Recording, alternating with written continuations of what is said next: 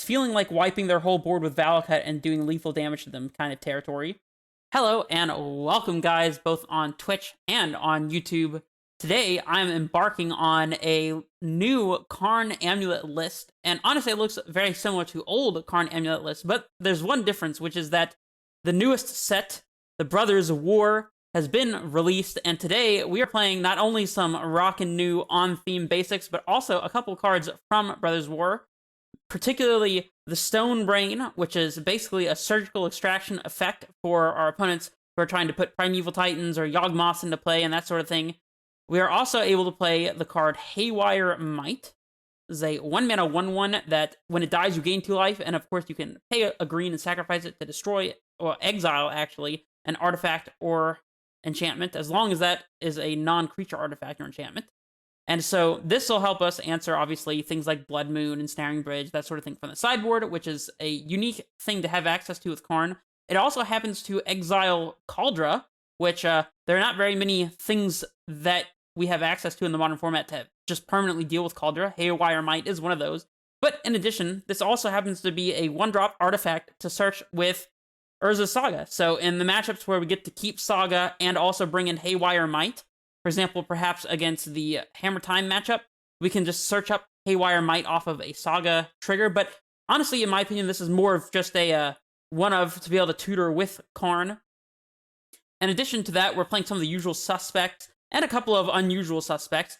So obviously, things like Tormod's Crypt, Liquid Metal Coating, Walking Ballista, and Engineered Explosives. These are cards that need no introduction, but we're also playing one Darksteel Citadel as a indestructible artifact land that we can get from the sideboard if we're missing land drops.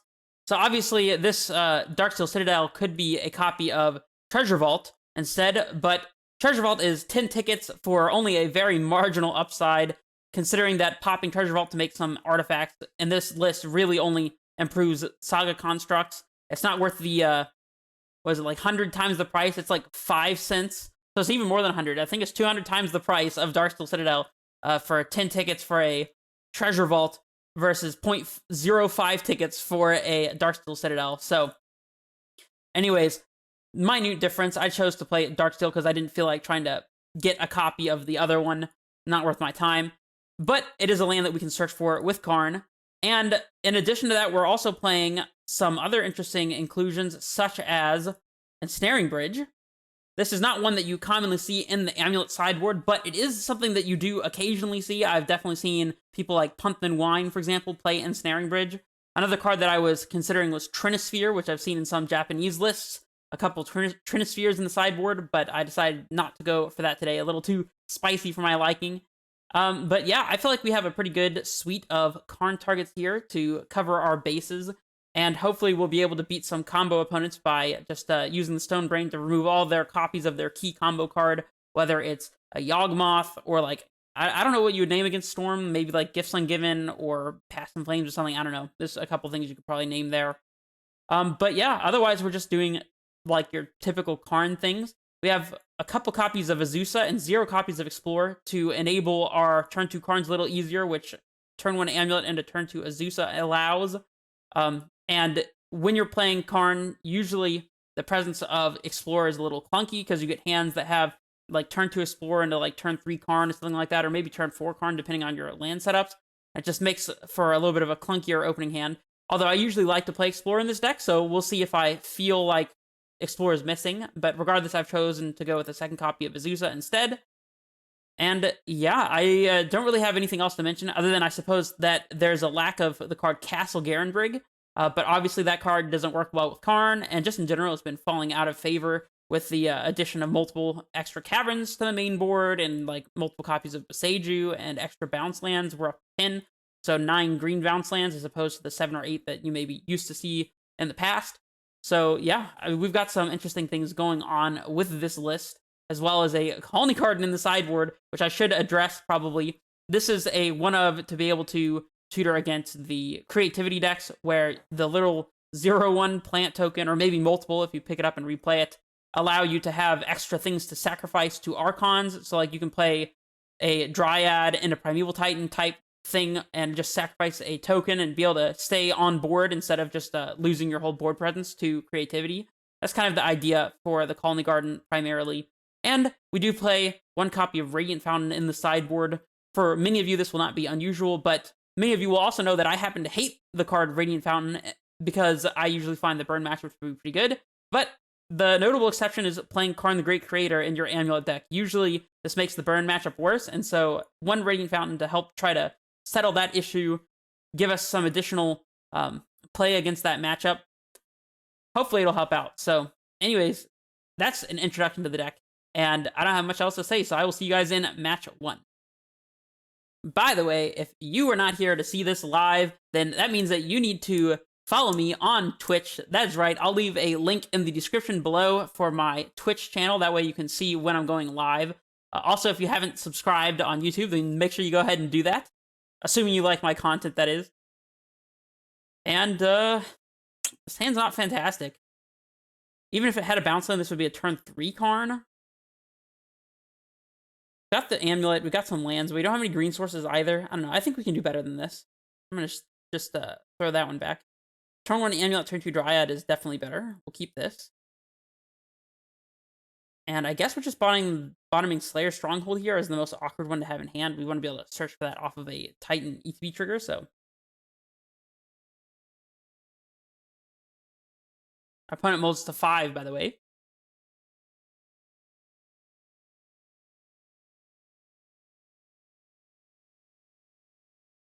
Mulligans to 4. My bad. I spoke too soon. We see Grove of the Burn Willows. Unusual. I mean, I'm from the era of Modern where turn 1 Grove of the Burn Willows most likely meant green-red Tron, but that's not a deck that exists anymore. So I guess we're just doing the thing here. Maybe it's a Dredge deck playing Grove. I don't know. It's kind of confusing. Plains. Okay. Well, we're going to leave some bounce lands in play here and just get our land value, of course. And if we can top deck a Titan here, we'll have a turn 3 attacking dude and some Valakuts as well, since we get to leave our lands in play. So, Cleansing Wildfire. That actually doesn't really matter, but maybe this means our opponent is likely to be playing Flagstones of Trocaire. I guess now, no, we could still play in Haste Titan if we wanted to, assuming we top deck it, so that's not a Titan, though. Well, we'll play some lands out, I suppose. Swing in with the Dryad.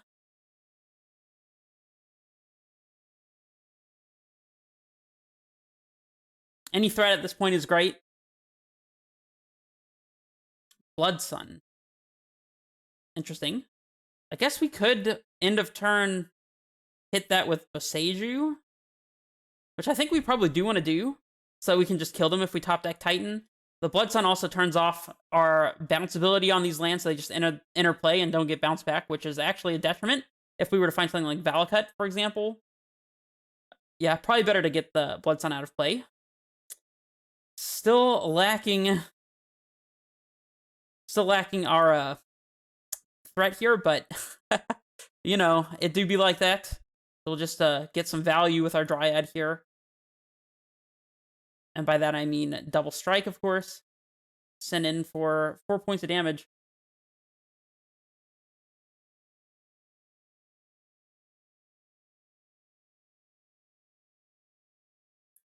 I will say, as far as how the deck is running, or not the deck really, but Magic on Selesnya Sanctuary, Heliod Suncrown. Our opponent's having some fun over there. And now we hit the threat. I think with Blood Sun in play, there's no hasting or anything like that. So, I mean, if we're packing for Titan here, we can't haste. Can't really set anything up either. I don't know what we're searching for if we pack for Titan. I mean, we definitely want to get it into play, though, so...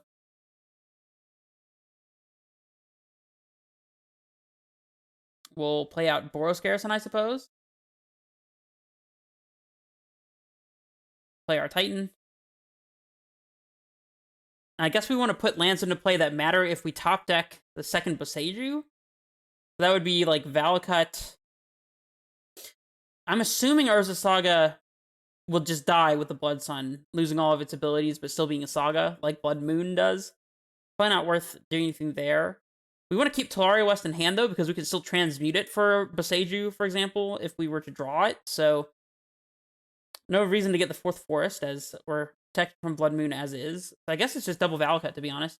It's not going to do anything other than putting Valakuts in play, but we would potentially be able to top deck a Boseiju or T-West.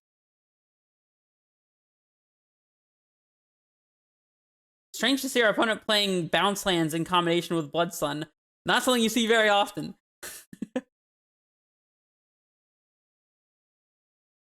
Fury to kill Dryad, okay. And trade with Titan also. Quite annoying.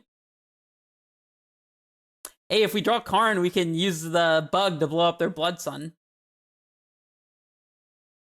Well, let's not lose the game.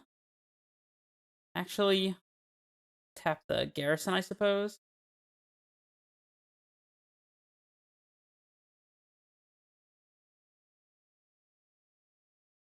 Well, Sunhome has no actual ability, so there's nothing we can do with that. Suppose we throw Amulet into play and pass? Definitely not attacking into Fury and just, I mean, it would trade. They can give their Fury lifelink, and then it'll get 2 +1/+1 counters if we don't attack and trade here. I think maybe we're supposed to attack, actually. Because trading is probably better for us, unfortunately. I say that, unfortunately, because we would have to lose our Titan, of course, but I guess we want Verdant Catacombs, so if we were to draw Boseiju and Dryad, we could fetch in response to Rule Spell and win with Dryad, potentially. And, Slayer's Stronghold, I suppose? Or another blue source, perhaps, for Tolaria West. That probably makes more sense. Maybe we want blue source for Tolaria West and Slayers. Could also be blue source plus fetch land, but I'm gonna go with Slayers, just in case.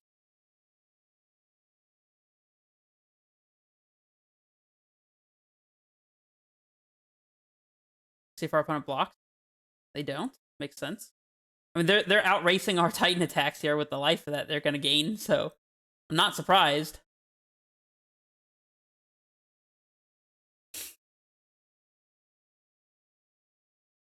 Yep, there's the lifelink. And the value. A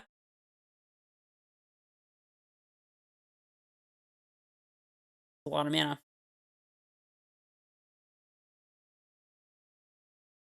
And making a bunch of land tokens here, huh? Yeah, I mean, we still probably could have beaten this if we top decked the Answer to the Blood Sun, but now we're just dead, I'm pretty sure. I mean, we're not literally just dead, but we can't effectively win, so we'll just go ahead and move on to game 2 here. Unfortunate, but, you know, it is what it is. Alright, these are tiny, tiny. Alright, so obviously against our opponent, we're going to want forces. We're going to want at least 1 explosives. Depends on whether we're boarding out Karn or not, if we're boarding in 2nd explosives. But obviously our opponent's going to be playing some enchantments that matter. Maybe explosives isn't the greatest for enchantments, though. Just, like, specifically for Blood Sun doesn't seem to make sense to me. We're going to want to trim Sagas against the Blood Sun deck, I would assume. So we can cut these and bring in our sideboardable lands. Don't think we care for Endurance, so yeah. I mean, we don't want Bog either, though, so I guess bring in 1 of the explosives just to have it as a T-West target over Bog probably makes sense. Leave the rest as Karn targets.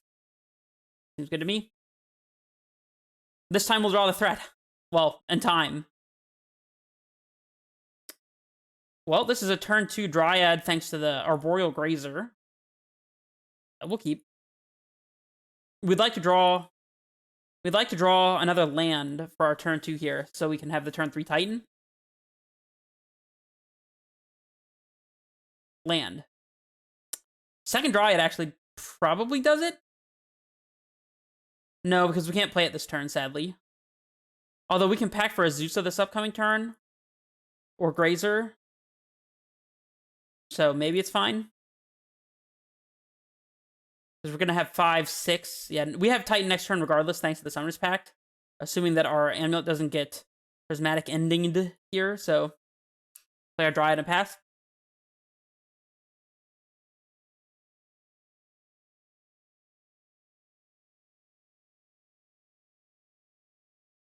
Don't know that we have lethal here, though, without hitting our land drops, because Wildfire the Valakut, that doesn't really matter. Oh, they didn't hit the Valakut. They just hit their own flagstones. Okay. I mean, they might have something like Solitude. That could be something to think about. Playing around Solitude would mean playing out both of our land drops here and then packing for Grazer so that they can't hit our Dryad in response to us casting a Zusa or something like that and stop us from having enough mana to put Titan into play. Think we're probably supposed to play in... We're at least supposed to play Titan. I don't know if we're supposed to attack, though, because of the possibility of Solitude. We'll see. We might have no choice but to go for the attack, though, if we pack to get the Titan to play this turn. You know, because we'd have to pay for the Summoner's Pact.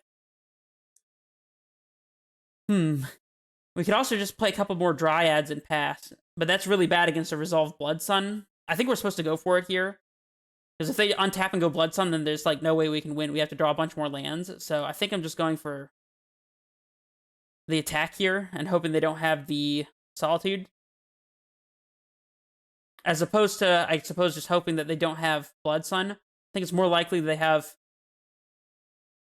like all the copies of Blood Sun as opposed to a Solitude. So the Grazer still works. I mean, we're dying to Solitude either way.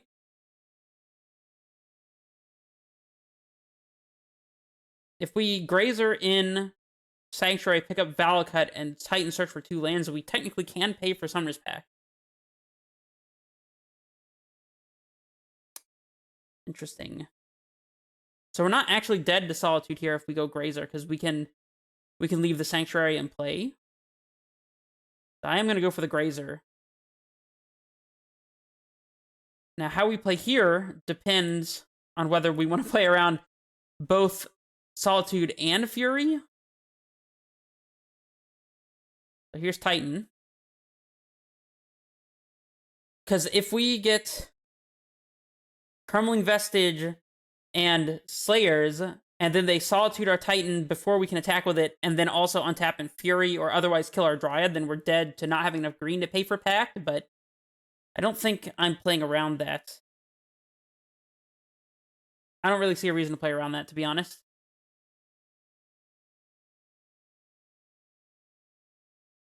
So this will tap for a white, and then our ability will float a red.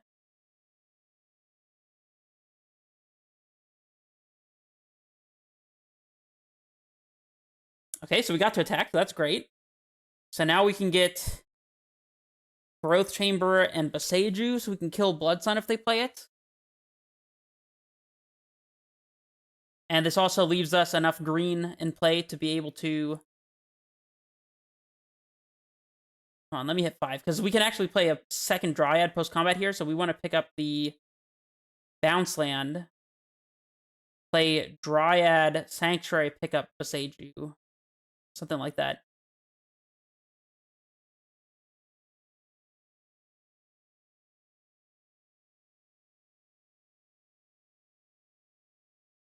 Yep, definitely picking up Boseiju here. Alright, we'll see what our opponent has.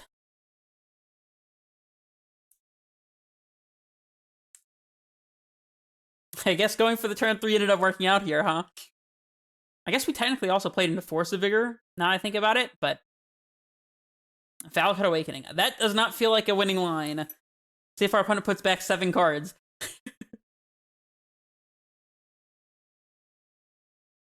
Yep, they put all 7 back. Yep, okay, well... Yeah, definitely the line I went for was very risky. Can I just run it back? But yeah, I didn't think about the possibility of Force of Vigor either, but...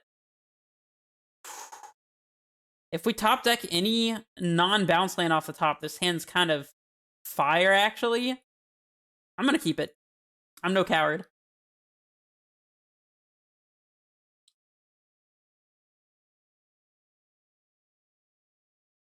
We can play a turn 2 Karn here, even if we draw an end of the battlefield tap land, thanks to double Grazer, if we wanted to. Assuming that we do draw that land on turn 1. Alright, deck. Any land that's not a bounce land. One time. Oh my gosh.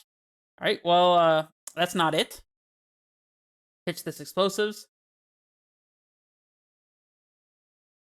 Tap Valakut. Land. Come on! Okay, well, it's not really working out so far.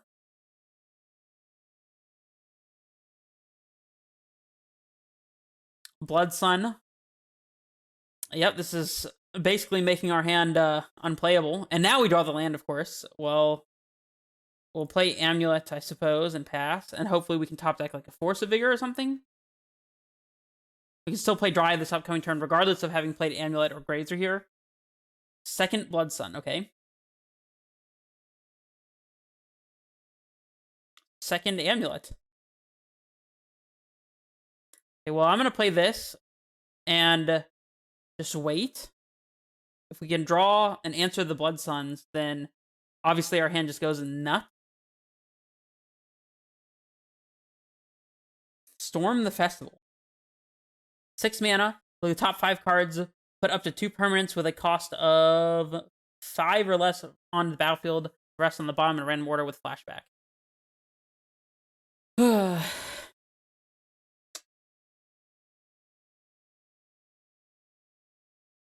See, if we Grazer in bounce land, that's enough mana to play Karn. I guess we can -4 Darksteel Citadel or the Bug and kill Blood Sun and hope to top deck a bounce land or something. I think that's the only real way to go about this, so.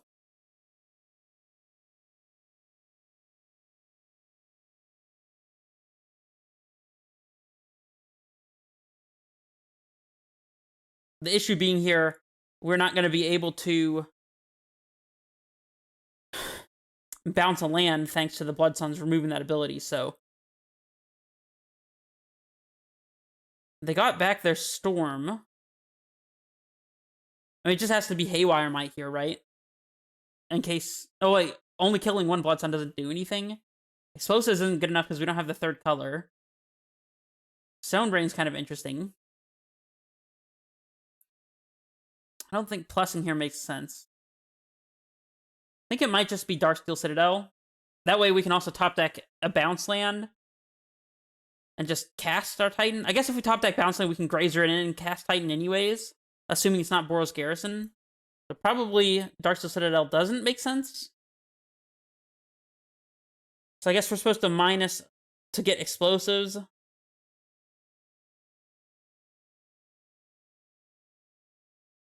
I don't know. None of our options are great here.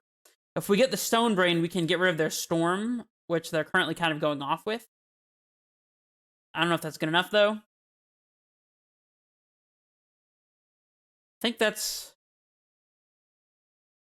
If we minus for Darksteel, there's no single land we can draw that we wouldn't already be able... Well, no, I guess if we minus for Darksteel, we can still draw Boros Garrison and cast Titan. I don't know if that's good enough, though. Probably supposed to be explosives, I guess. I think it's supposed to be explosives. So we can draw like a Valakut or something and be able to kill their Blood Suns. So we'll get explosives here.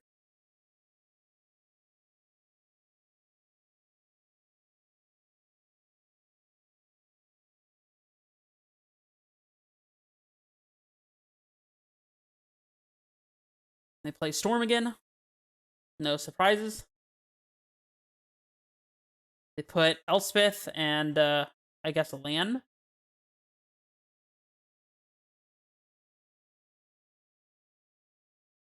They're looking to put something that costs 3 or less into play. Lotus Field. I mean, if all they've got is a bunch of lands, we might be okay. This thing has flashback for a lot. Oh, they had a second Storm. That's pretty good for them. Although, it looks like we might be able to untap out of this. Another Blood Sun. That doesn't matter with our explosives plan, at least. Fury killing Karn is kind of annoying, though. Okay.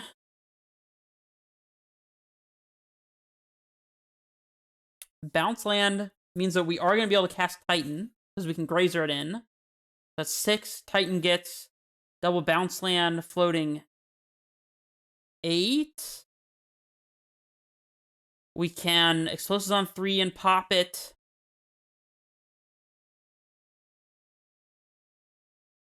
Down to 3, play Dryad, and then maybe win this upcoming turn.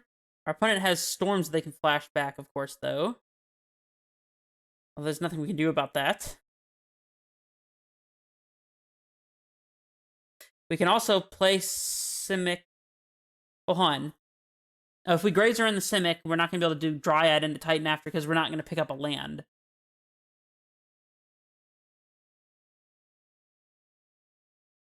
I think we just have to play Titan here and then go from there.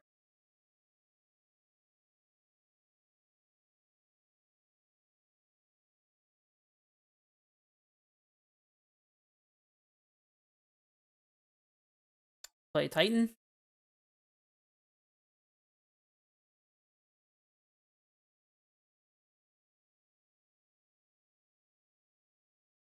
We can get Valakut bounce land. Like Selesnya Sanctuary, play explosive on 3, pop it. 6 down to 1. Next turn we can play Dryad and attack and pack for a second Titan or something like that. I think that's our best shot.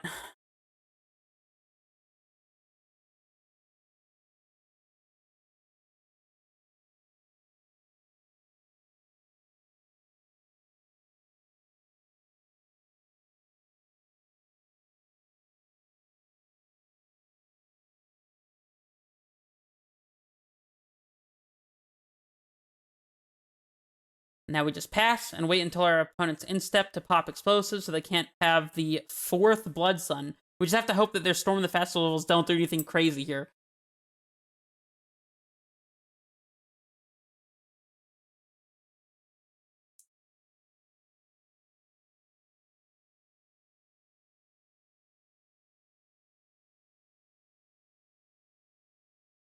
Giving Fury lifelink is a lot of value.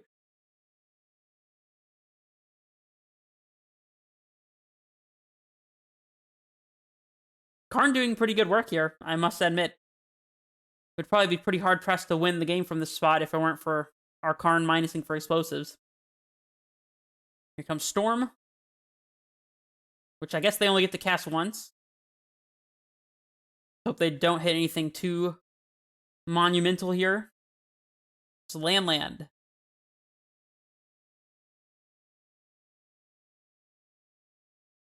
Because if we can untap here, I think we're probably pretty good.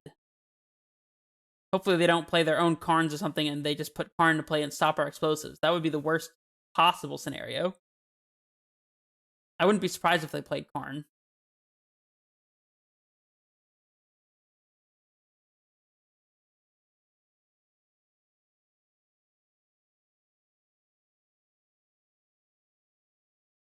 Fury and Heliod. Okay.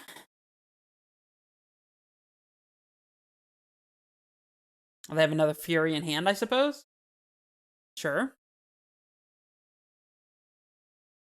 We can play Titan into bounce land plus Valakut and then play Dryad. And play 2 lands and get a bunch of Valakut triggers, so we might still be okay here. Oh, they do 2 damage to a Grazer. You got it. We might still be okay here.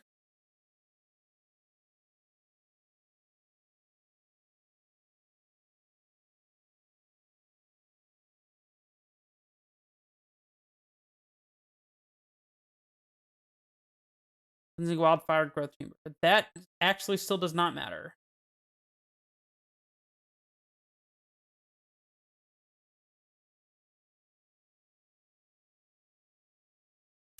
Giving us the extra mana. What if we could pack for something at instant speed here? Oh no! Alright, we're just gonna let it go.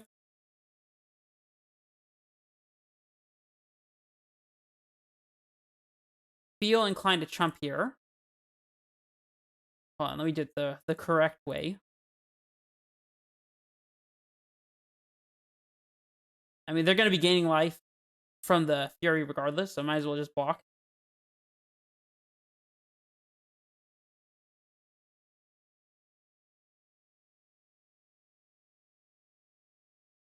I guess this only gave them one trigger, huh? Alright, let's pop this explosives. Okay. Another Karn, huh? Okay, so we have 7 mana. Pack for Titan, leaving 1 floating. Play Titan, get Slayer's Stronghold, Boros Garrison. Play Dryad, Boros Garrison, Haste Attack. Yeah, let's see. I think that works. As long as we leave a green floating. Or just do it like this. We have 1 floating. We can't do a second Titan here. Actually, if we get Simic T-West, pick up the Simic, play Simic as land drop for turn since we haven't played a land yet. Then we can get a second Titan into play and possibly get a Dryad in the middle of that as well. I think it's Simic T-West.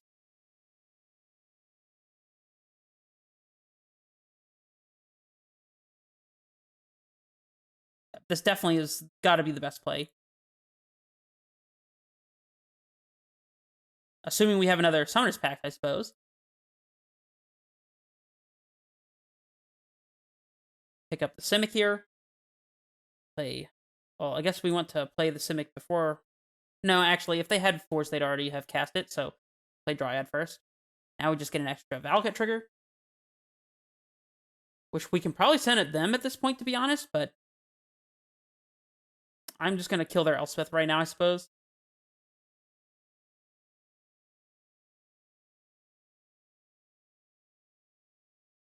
Alright, we should be good to... I think we could get another land play. We have 5, 6, 7, 8. Yeah, we actually need to play another land drop here before anything else. So we have enough mana to transmute and get Titan into play, so...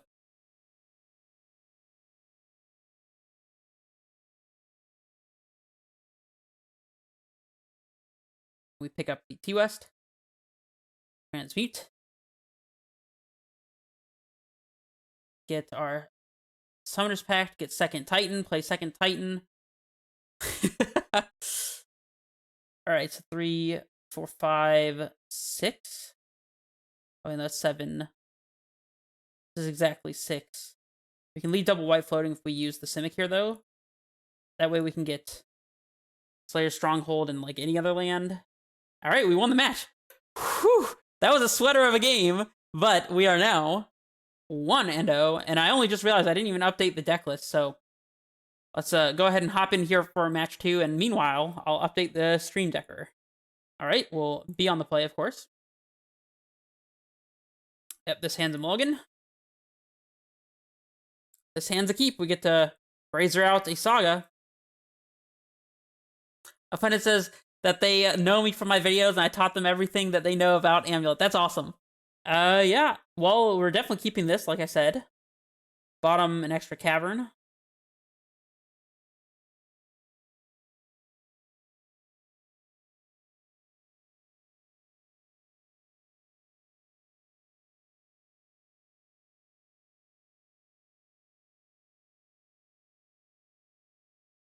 Let me update the stream decker.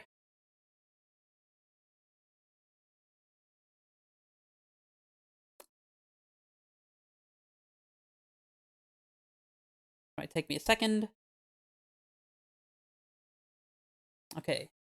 So we'll start on Cavern naming Beast. Play our Grazer here. Put Saga into play.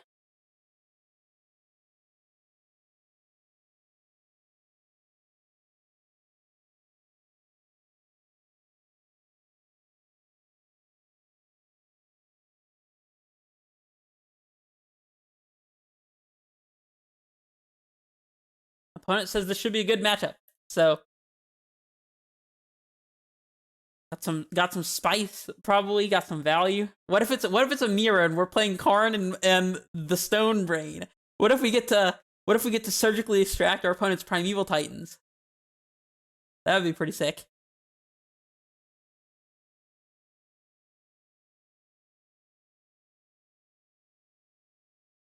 Inkmoth Nexus. Hammer. Okay, that makes sense. Or maybe it's Affinity? It could technically be Affinity.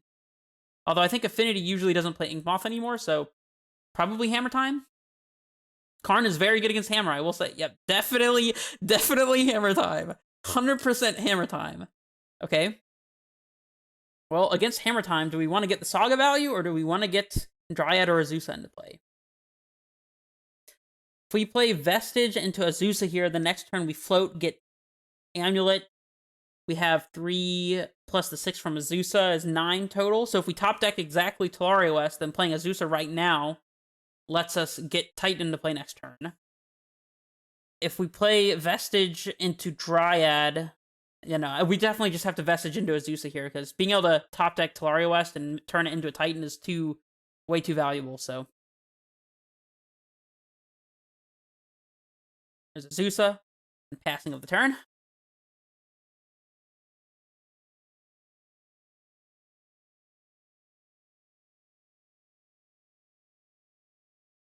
Our opponent has a Saga of their own.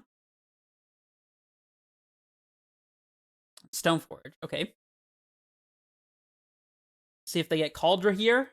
They definitely get Cauldra, okay. That's probably a good sign for us, especially since we can get rid of this one with Karn. Map, huh? Well, that gets us a Tolaria West, but we can't do anything with it this turn. So if we float, or like if we make a token, get Amulet, play bounce land, bounce land, bounce land for 6, play Dryad down to 3, bounce land, we can go 5 to 4, 2. We'd be 1 short of also transmuting this turn, but we'll have plenty of mana to transmute this upcoming turn. The extra blocker might matter, so I think I'm just going to go for it. We'll get our Amulet here. As far as dead, quote-unquote, top decks go, map was not a bad one, so. I guess technically we could also map for Boseiju, but.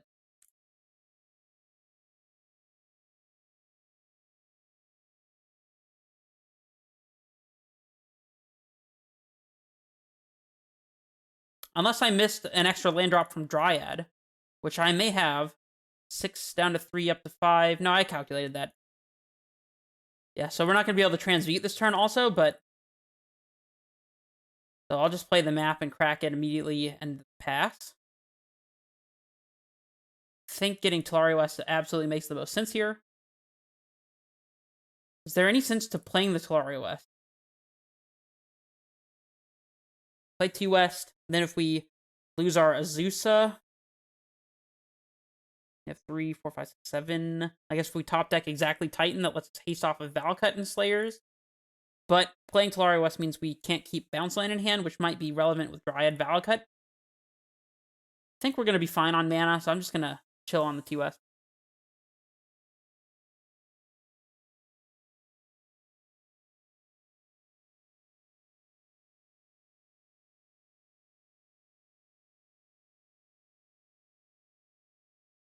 Putting in Cauldra, I'm assuming. Yep. I wonder if they even attack here. I don't think it matters, actually, because we can kill them with Valcut triggers on the attack anyways, almost guaranteedly, so. Yeah, I don't know.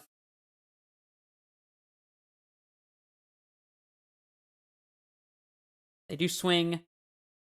Actually, I'm not even going to bother blocking here, I don't think.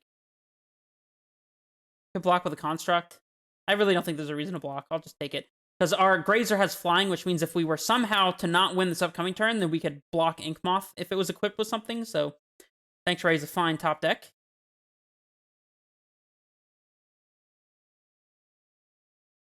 We'll pick up the Crumbling. Play Crumbling, float some blue with it.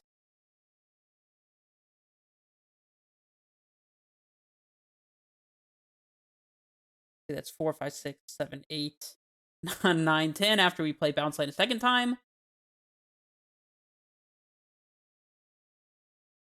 think this is exactly enough mana, or close to it, to get Titan into play after transmuting.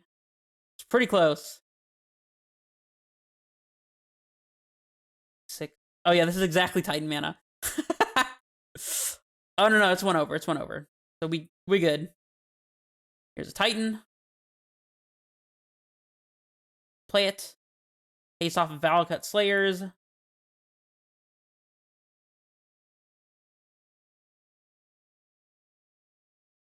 We have the great benefit of playing Karn in this matchup. And our opponent doesn't know.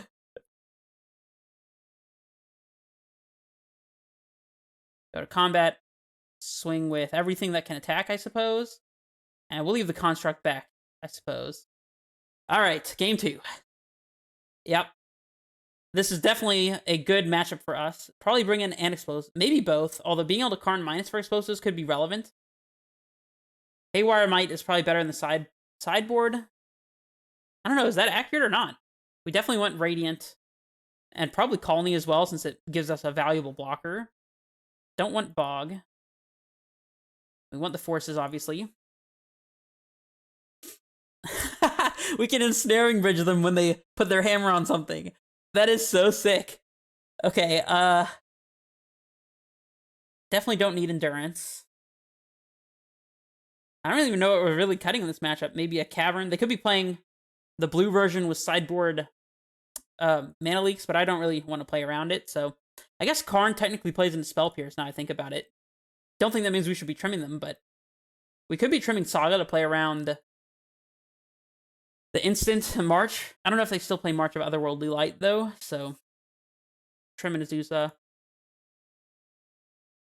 Maybe a Summoner's Pact, or just the other Cavern. Probably just the other Cavern, I think. Run it this way. So I have 1 explosives that we can -4 with Karn. Well, this hand's not great, so we're gonna mulligan it.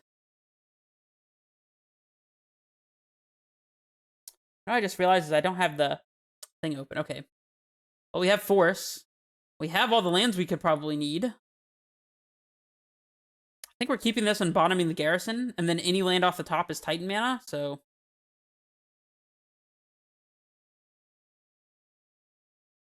Yield until instep here.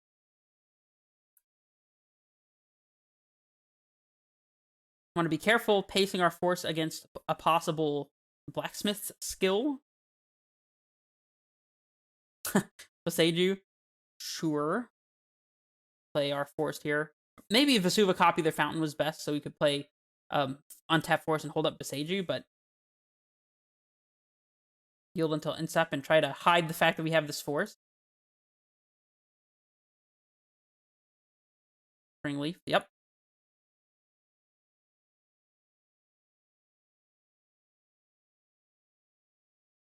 Well, now we get to, or we can play Forest. I was going to say we get the opportunity to copy Ink Moth, so we have a chump blocker in the air. It's not irrelevant.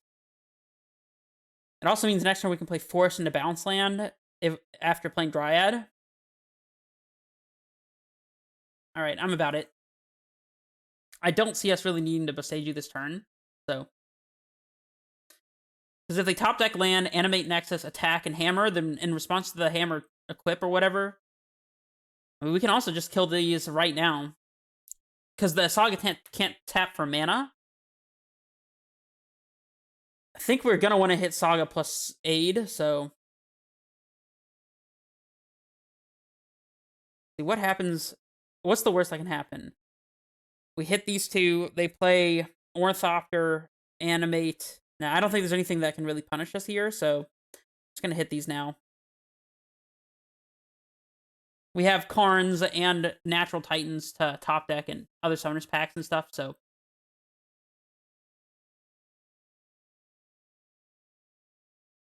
Yep. It's important to do this right now while the Saga can't tap for mana in response to the trigger, because otherwise they would animate Nexus and then flash and hammer and equip the Nexus. But since they don't have enough mana to do that, then we're in good shape, so...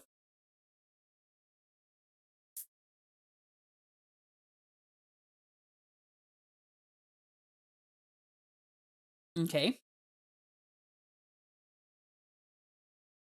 Another Aid. Now we probably have to hold up Boseiju this upcoming turn. So just like force pass. We could also just, like, risk it. Again, land, animate, play hammer would kill us, depending on how we play here. I think we just have to play forest and pass.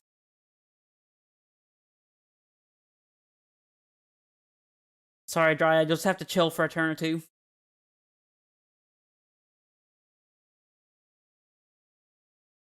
They do not go for it. Are we supposed to just say do the Sigarda's Aid now? That gives us the freedom to slam Dryad.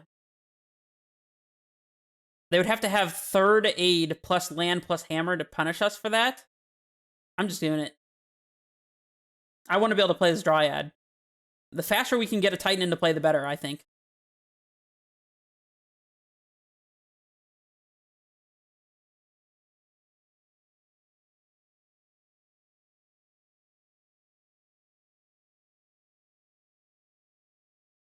Although I guess I did give them a window to potentially use Blacksmith skill. They probably would have used that if they had it when we cast the Force, but they could have drawn it, so. I mean, we were probably going to eventually lose the Blacksmith skill anyways. We play Dryad here. If we play Forest, we'll have 5. We can play Bounce Land, pick up Vesuva, play Vesuva, copy nothing, or just play pick up Forest, play Forest, and still have Titan.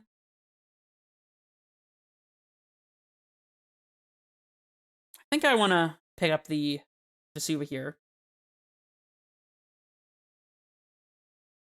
Path. That's why we played our land before playing the Dryad. Are we still picking up Vesuva here? Definitely want to pick up a bounce land in case we were to top deck Valakut.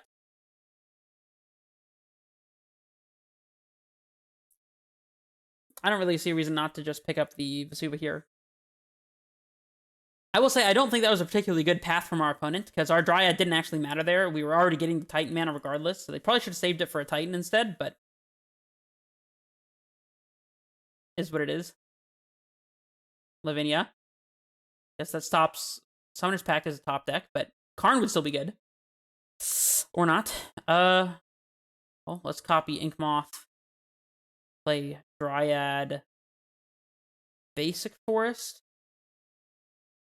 Now we have Bounce Land in hand for a potential Valakut off the top or something.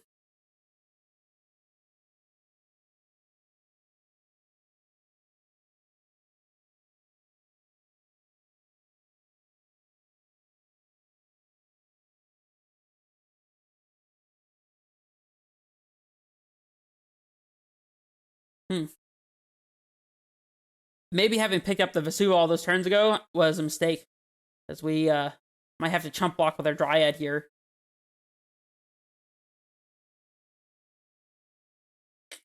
Not looking great. We have to top deck something now. Karn may be good enough. Because we can Karn minus for explosives, play it on 2, and blow it up, probably. Have 5, 6, 7, 8. Yeah, we have exactly enough to Karn minus for explosives, play it on 2, and blow it up here.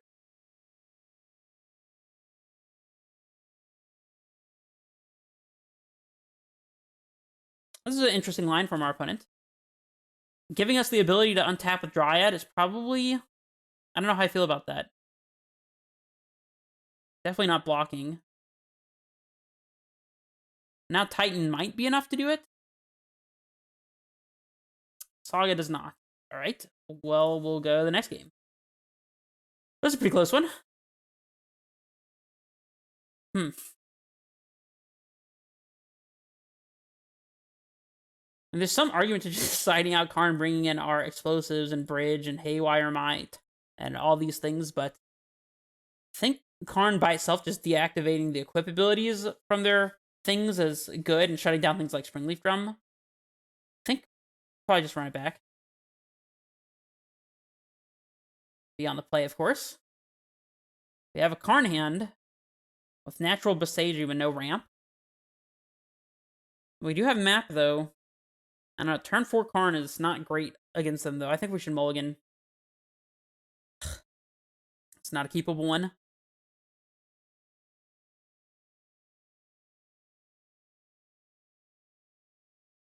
Okay. This hand does stuff. Don't think we want the crumbling here.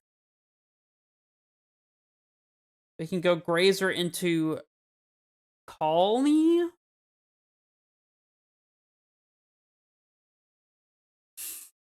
We can bottom Dryad, go Grazer into Colony, and keep the pack.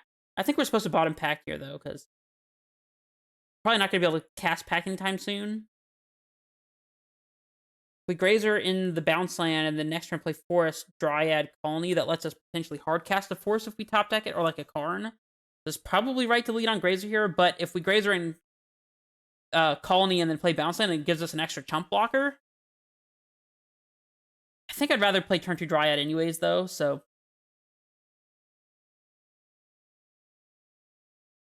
This is only bad if we draw exactly Amulet into Titan, so...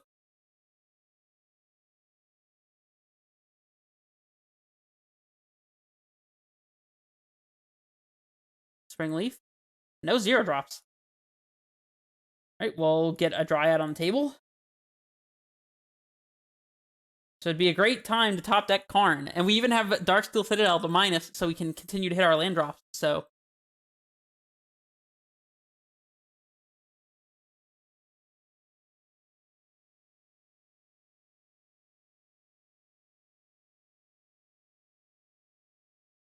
Lavinia.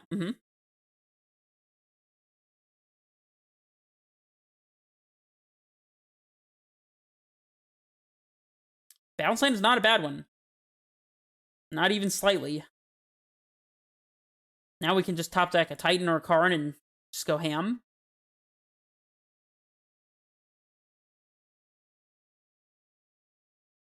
Definitely playing out the Dryad here. And I think I'm going in for the attack, too. Take 2. We've got chump blockers for days.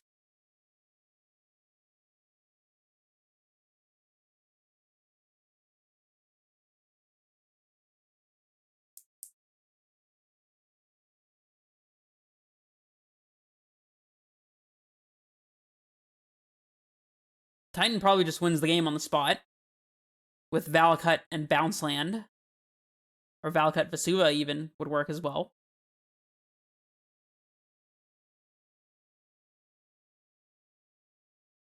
They have another 1-drop or 0-drop here, then they can equip a Hammer, but without Shadow Spear, it's not that dangerous.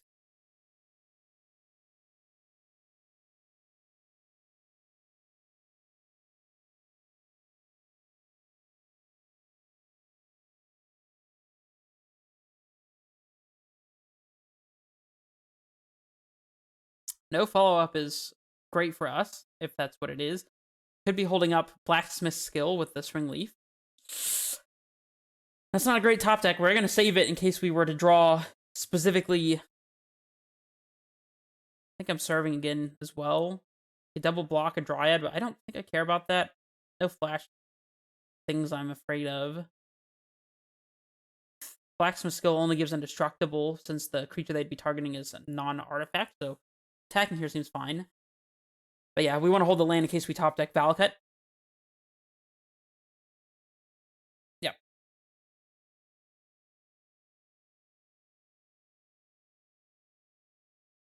Although I guess it doesn't really matter if we play the land out path. Well, now we are rewarded because the land, we can play Valakut and get a trigger and then play land to get a trigger.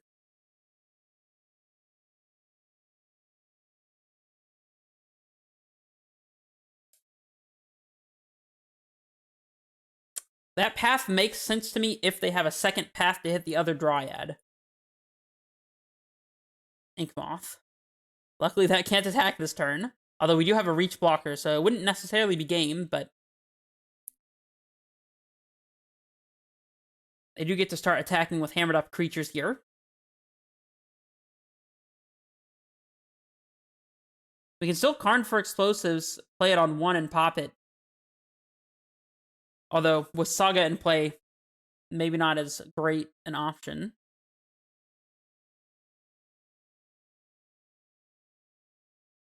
We can also just Karn plus on hammer if we draw Karn and they like get something equipped, because that'll deattach the hammer and make it just a 1/1 creature, and then they won't be able to reattach it. They march our other Dryad. Okay.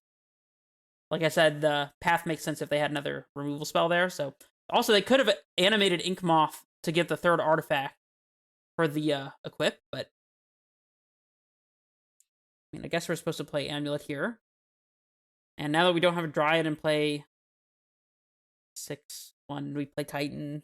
I don't think there's any way for us to get Dryad into play also. Guess we could Titan, attack, get 2 lands. Yeah, no, we'd be short anyway, so might as well just play the Forest out at this point.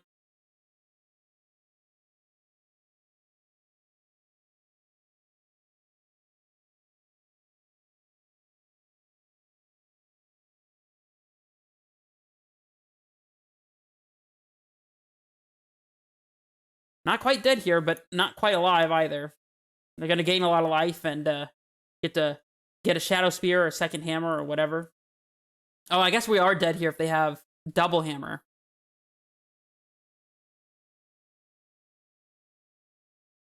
Ornithopter. So the last card would have to be hammer.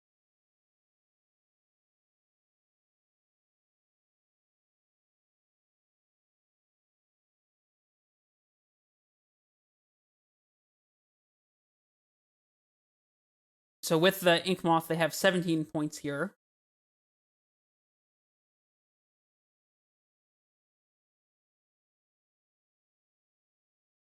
Don't know if this is something we can come back from or not at this point.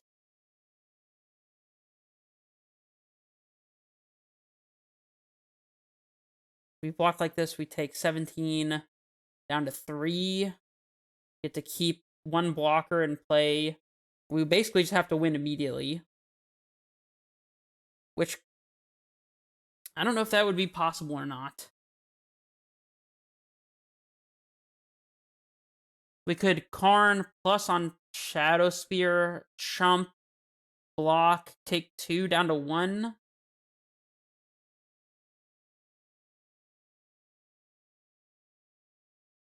Or explosives on 1 chump,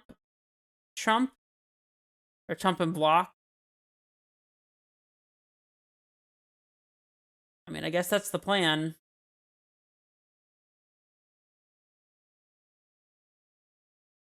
See what we can draw.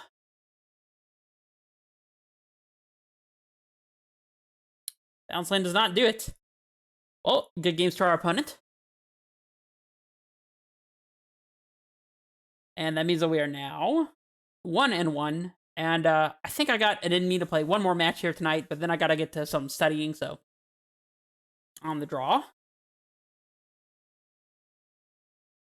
We see what I was saying earlier about Karn and some clunky hands. This is probably the second or third time we've drawn a hand that just has no ramp, because we've got Karn, a random card, like, add a threat. I think we have to mulligan this, to be honest. Alright, I guess we have to keep this one. Bottoming, crumbling? Or maybe it's Cavern. I guess if we're playing against an opponent who cares about their graveyard, we can Karn for Mod Script. So maybe Bog is not as necessary. Definitely keeping. Our Vestige represents a +2 mana with an Amulet in play, which our Saga will fetch us. So I think it's supposed to be bottoming Bog. Obviously, if we're playing against Dredge or something, that'll be really awful, but, you know.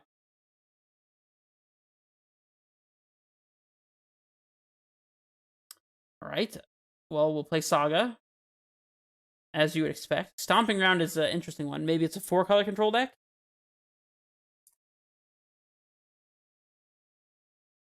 Hoping it's not Ponza.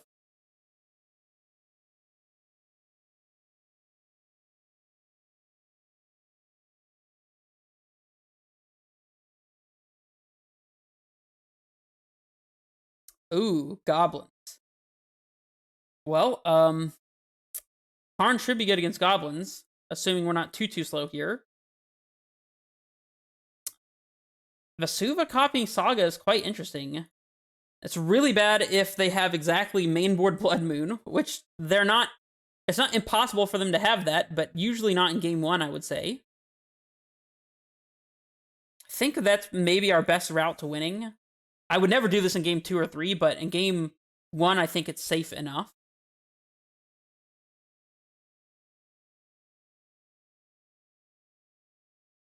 My bad. Sorry, I'm trying to make sure that Stream Decker's up and running.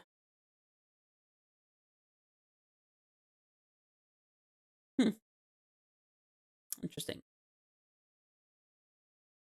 course, they let the War Marshal go. See if they have the Snoop. I guess we can Karn to get rid of their Snoops. We can play the Karn here as well, if we want to. Definitely floating and getting Amulet. We play Karn and uptick. They can attack it for 3, put him to 3, and then we can minus for explosives on 0 or something like that. So I think we're playing Karn and upticking. Yeah, we'll do that. Seems fine. We could also just make a token here, which wouldn't be the worst. Might be mapping for Bounce Land soon here. Is it Karn plus, or is it make a token pass? I think getting Karn into play now is a good thing, so we'll do that. I could have Goblin Grenade, I suppose. I don't want to plus on the Amulet so they can't just, like, bolt our Amulet, because the Amulet's doing a lot of work for us right now, actually.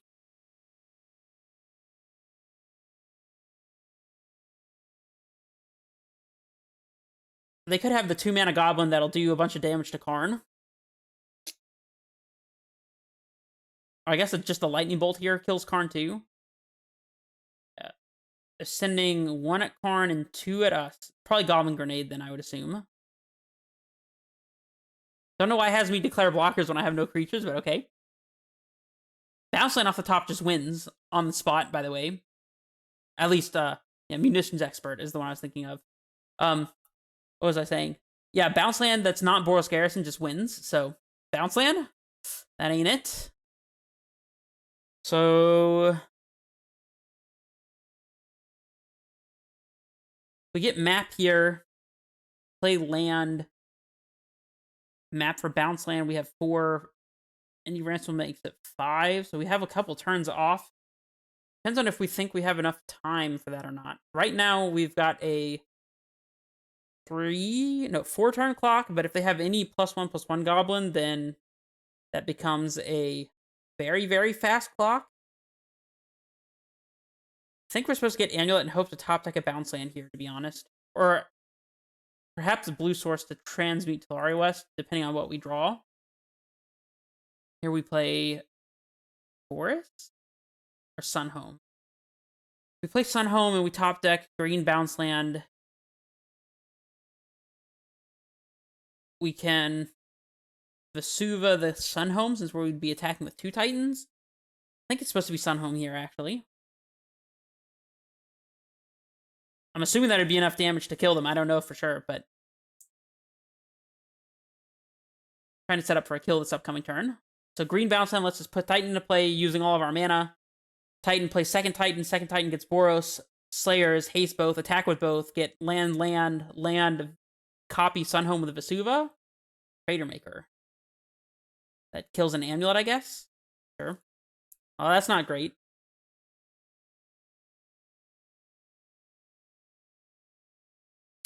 We were trying Garrison, of course.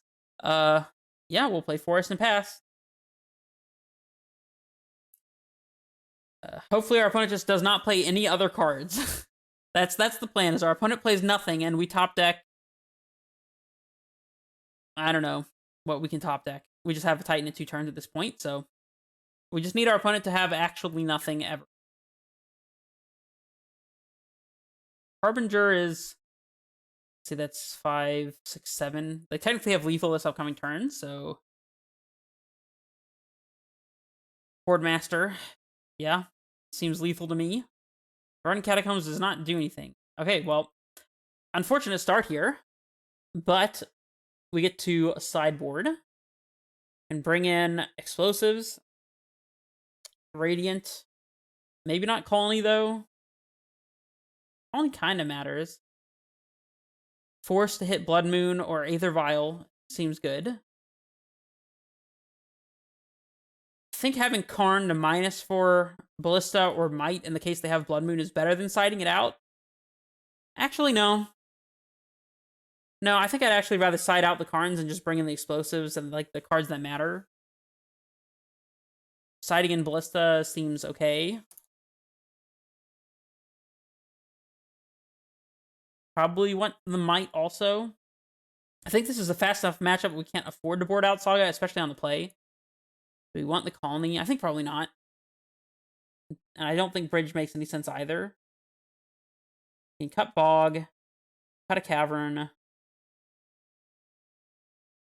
Azusa is good here. Probably don't have enough time to have extra copies in hand, though, so we'll trim one. Okay. I can never tell whether Karn is good or bad in the Goblins matchup. I think it's probably bad. But Karn being good against Aether Vial is relevant. Just dies to their attacks, though, so... And obviously to their sharpshooter dudes. We get to Grazer in Saga and have a hard cast Force on turn 3, perhaps. Or we could hold Grazer, play turn 1 Valakut, and then force pitching Grazer if they play Aether Vial. I think I'd rather... We could also Grazer and Valakut and then play Saga and start making some tokens while we're trying to make mana progress, which I don't hate. We're definitely keeping this. Engineer Explosives to interact is pretty good here as well. Question is the sequencing. I think I'm Grazering in Valakut here. Although it's worse against Blood Moon, put Valakut into play, since we will end up losing our Saga to Blood Moon if we do that. I think we just have to get our Saga value, as much as I hate it.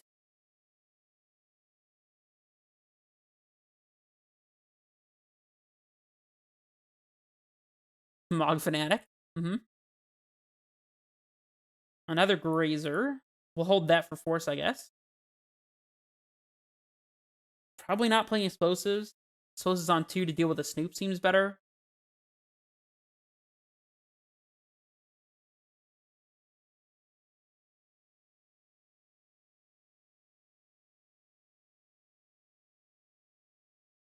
There's Snoop.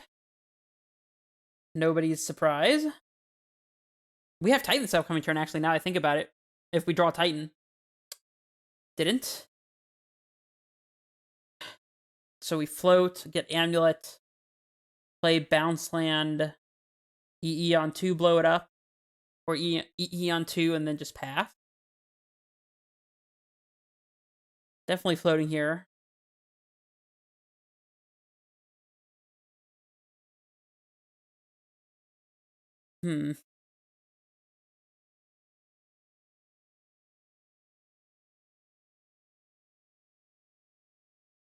We could get Map. Play Saga, EE on 2, pop it immediately, and then hold up Map in case they do find Blood Moon for turn 3. And we can map for Boseiju. Doesn't seem too bad.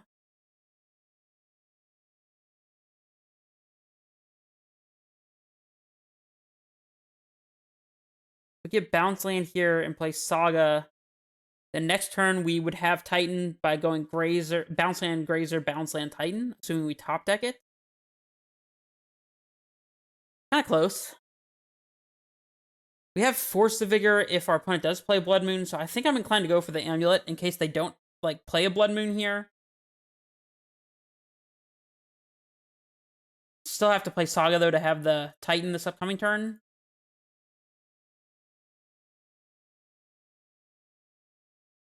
Play EE on 2 and pop it immediately. Since if we don't pop it right now, then they can combo us.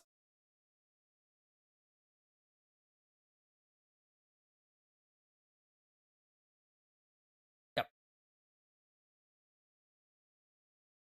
We still don't want to get Blood Moon because we would lose our Saga here, but if they don't have a Blood Moon and we top deck Titan, then this lets us Titan them this upcoming turn, which is probably the best thing that could happen. Another Snoop. Okay. Kiki on top. Well, they'd have to start doing the combo thing in their upkeep here, I suppose, if they get to untap with this. Oh, they can shuffle it away. That's fine. Dryad. Unfortunately, I think we might just die here. Definitely playing Dryad.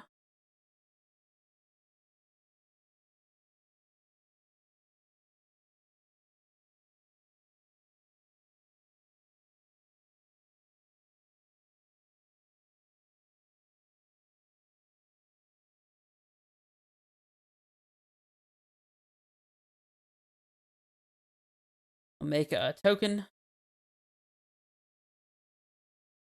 And just hope we're not dead, I guess.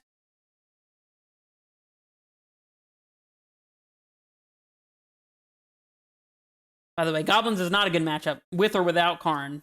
Wouldn't really matter, so.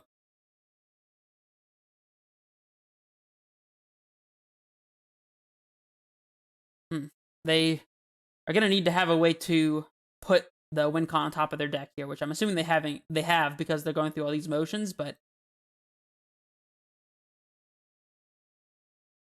we shall see. Of course, the way this works is the Snoop has all the abilities of their top card, which currently happens to be Kiki Jiki, just on the random. And Kiki Jiki lets you tap the creature with the ability to make a copy of a non-legendary creature, and that you get to keep only until end of turn.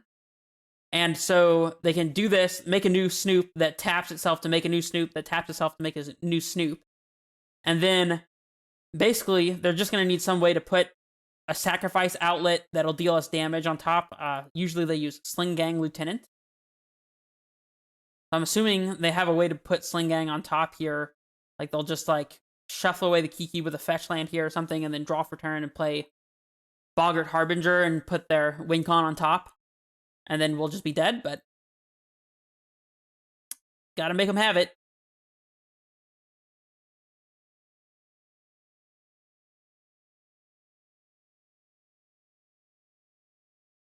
Infinite tokens that die on our opponent's instep is not enough to technically win, so. Our opponent has a lot of Snoops here. They might be planning to play the 2-mana dude that whenever a creature dies, exile the top card. You can play until it's the end of the turn, and then just do that until... Oh, they fetch? They just draw Boggart Harbinger. That's cool too, I guess. Well, cool. And that's the one I was talking about. The Horde Master lets them, like, put all these triggers on the stack to sacrifice them, and one at a time, exile the top card until they reveal Sling Gang. So that would have worked as well, but anyways, that means that we are now 1-2, unfortunately, and that's going to be it for me tonight on the Twitch stream, but for you guys watching the YouTube video, you'll just get a very nice transition in 3, 2, 1. Alright guys, we are back here for the last 2 matches of this league on a fresh new day. I hope we get to put Karn to good use in the last 2 matches. Maybe if we don't get to showcase Karn too much, then I can do another league with Karn. But, yeah, so if that's something that you're interested in, then let me know, again, in the comments below. And, yeah, I don't have much else to say. Let's hop in here for match 4? Let's hop in here for match 4. Alrighty, it looks like we have been paired. There it is. Yeah, and we're seeing the drawback of Karn yet again. I think this is the 3rd match in this league where we just have a clunker with Karn and a threat, but not really any actual ramp. I mean, we can go turn 1 Saga, turn 2 land, turn 3 get an Amulet, play Karn. And we're on the draw, so we could top deck like a Grazer or an Amulet or something. Second Amulet makes this a turn 3 Titan. I mean, there are draws that we could have that are good, and, like, I think we're supposed to keep it, but I don't love it. Opponent says, good luck, have fun. I'll say you too. Hopefully we can top deck a Grazer here or something. City of Brass. Interesting. So either Dredge or Ad Nauseam. More likely to be Dredge, I would say. Still leaning on Saga for sure. It's the classic Amulet start of Saga Go. Love to see it. If this is... Yeah, definitely Dredge. Well, against Dredge, turn 3 Karn getting Tormod's Crypt might be good enough.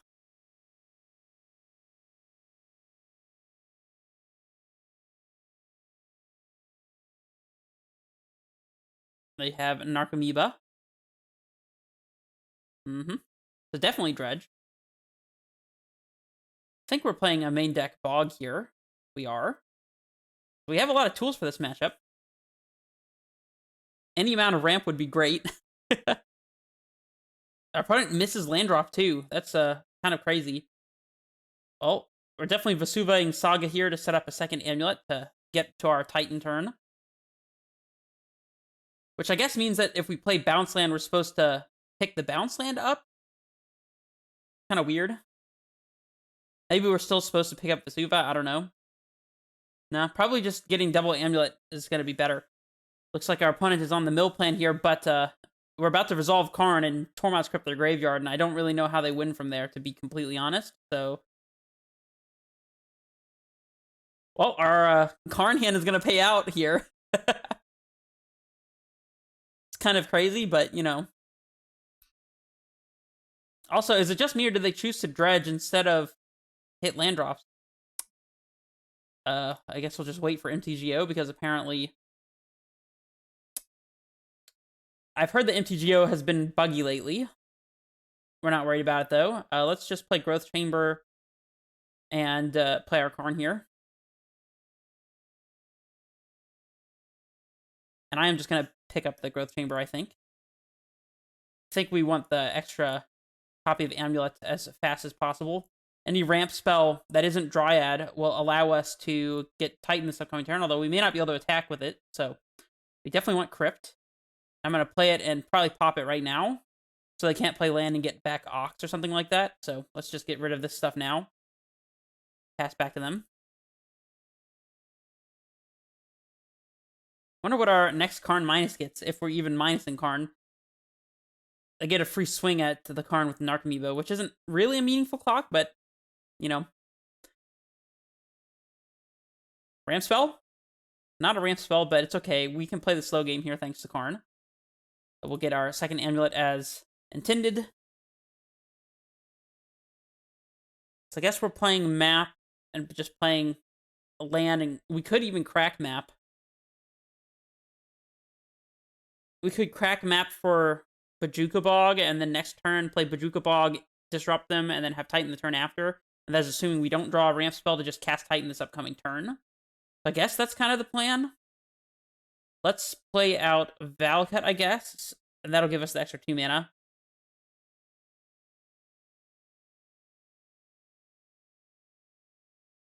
Play map. We'll pop map.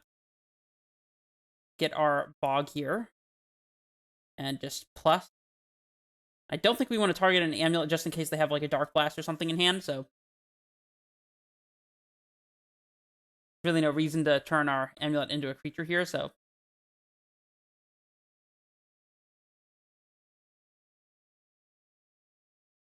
our opponent has Narcomoebas galore. They're about to get a Prize Amalgam as well. Karn getting clocked again. Might be time to cash in Karn for something we can get from the sideboard here, since it's going to die anyways. See if we draw a ramp spell first. Well, interesting. So, if we pack for Azusa, play Growth Chamber, play Growth Chamber, Azusa down to 2, Growth Chamber up to 10. Packed for Titan, play it down to 4. We can transmute for another pack and get another Titan into play. Although we might have to play Garrison and try to leave some white floating. We can leave exactly 1 white floating, but only haste 1 Titan. Can we go Dryad into Titan, perhaps? We have 5 down to 2. Second bounce land. Pack for Titan, play Titan. Haste off of Crumbling Vestige and Slayers. But we'll only have 3 up to 5 lands in place. But that doesn't actually kill our opponent. Let's see what we have to grab from the sideboard here. Explosives doesn't really matter. Could play Ballista and just, like, pinging down the Narcomoebas and, like, chump block Amalgam and keep There's no reason really to do that. I guess we're just bogging them and then waiting until next turn to do something. And minusing 4. I guess it doesn't really matter. I guess Ballista? Sure. Let's start by bogging them, I guess, and seeing what happens. Let me make sure that there's not something I'm missing. So we go Azusa Leaf 2, play Bounce Land, Boros Garrison. That'll be another 8 with the 2 floating is 10. Tap for Titan, play Titan. I guess we can leave red-white and double haste the Titan. We can do the 1 Titan kill here, I think. We would be doing exactly 20. So if they have Dark Blast, then we lose to double pack. We lose to exactly Dark Blast. We can also just, like, minus for coding. Coding won't do anything without Karn in play, so it's not like it denies them a mana. We could choose to die to Dark Blast here. I think taking the extra turn off is, like, not a problem, though, so I'm just going to bog them. We can be patient here.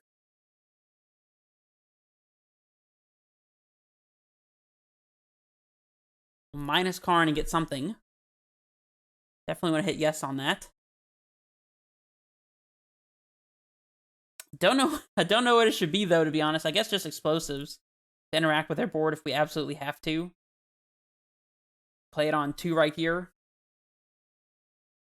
Sure. Deals with the flyers, I guess.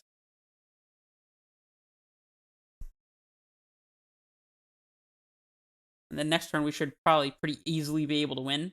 In fact, we can just play Growth Chamber, Pack for Titan, play second Titan, and probably haste. So our first Titan would get Selesnya Sanctuary and another bounce land. Leaving white floating, we'd cast the second Titan, get Valakut, Slayers, and haste, and we don't even need the Boros Garrison this upcoming turn, thanks to having the Bog in play, so should be good here.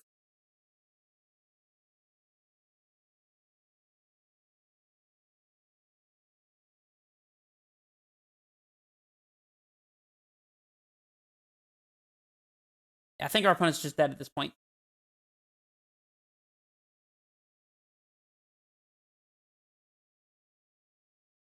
Yep, Gruul Turf is an inconsequential draw.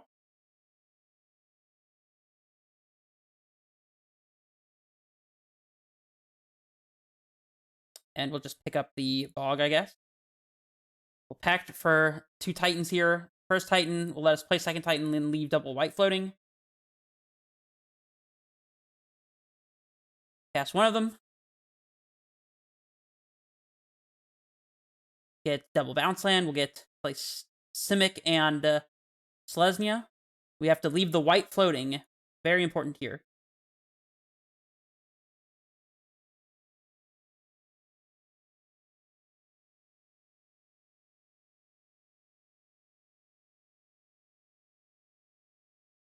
Pick up Valakut and Simic.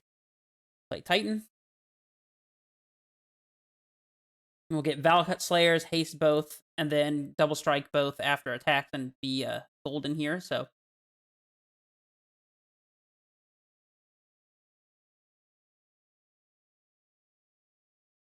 Just going through the motions, you know.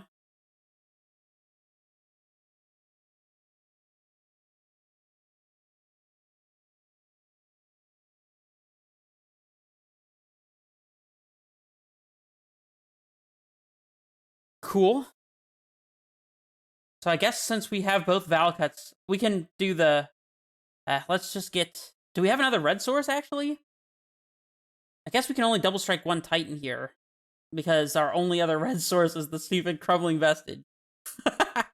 That's fine, I guess. So we'll get Sanctuary Vestige, and I think this is still lethal anyways, so... Yeah, I guess drawing the Gruul Turf was actually kind of unfortunate here. Gotta make sure we make red here. We should be able to lethal our opponent at this point.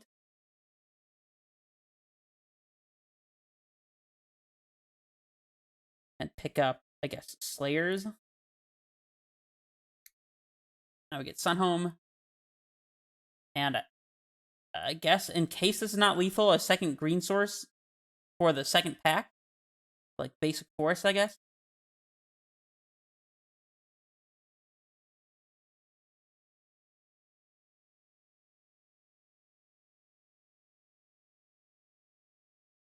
And our opponent scoops it up. Okay.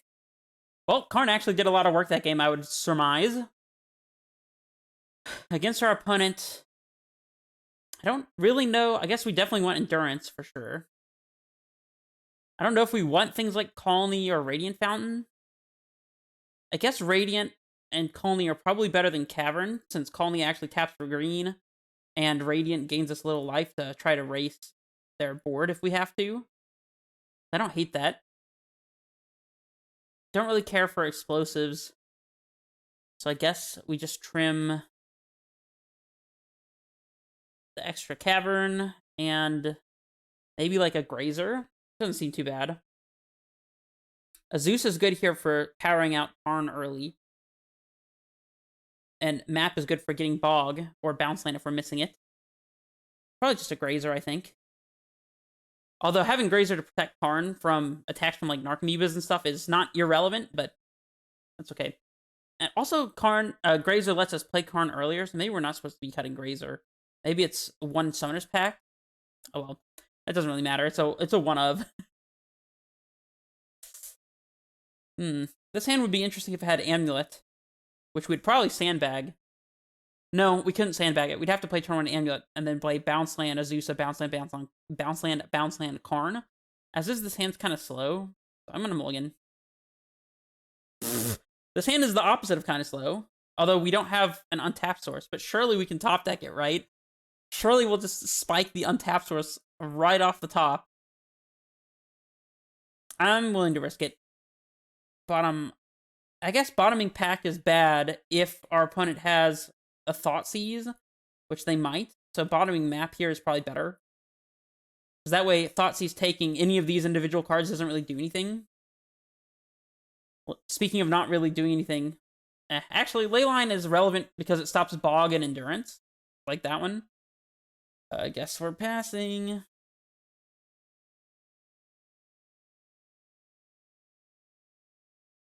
It might not even be right to play out Amulets here because of the possibility of Ancient Grudge. Like, maybe we're supposed to wait until the turn where we're actually comboing off to play the Amulets. See how far our opponent's Cathartic gets them. They did hit a second Dredge card.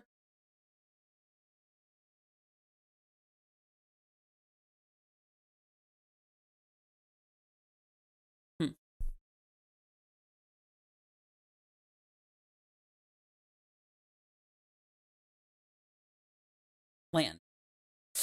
Not a land. I guess we're passing and discarding the Endurance that does nothing.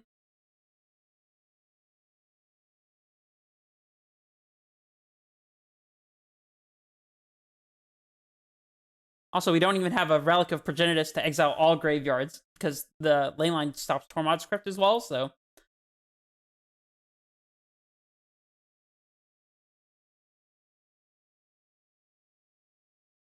I mean, if they're just casting Otherworldly Gaze, I'm pretty happy with that. They probably should have done this in their upkeep, though, so they could set up, like, milling something over with a putting a Dredge card in the yard, but, you know, Vestige is good.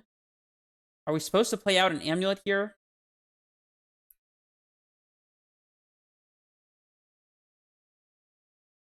I mean, that lets us go Dryad into Karn, or possibly just go off this upcoming turn if they don't have the Nature's Claim or Ancient Grudge, so I think we do have to play it here, but, you know, if it does get killed, then we're not in great shape, so, but we're far enough behind, I think we just have to expose it, so.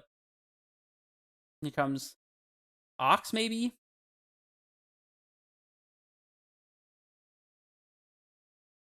We'll trigger their Amalgams to bring those back.